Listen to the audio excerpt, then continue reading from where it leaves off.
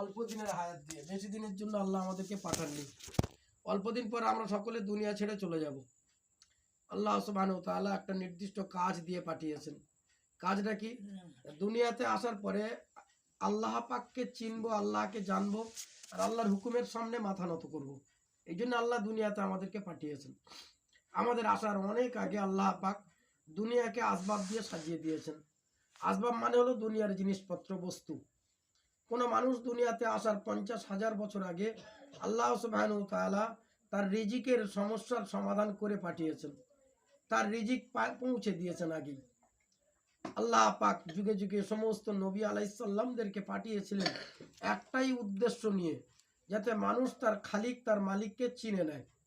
এই জন্য সমস্ত নবীদেরকে আল্লাহ দুনিয়াতে আগাম পাঠিয়েছেন।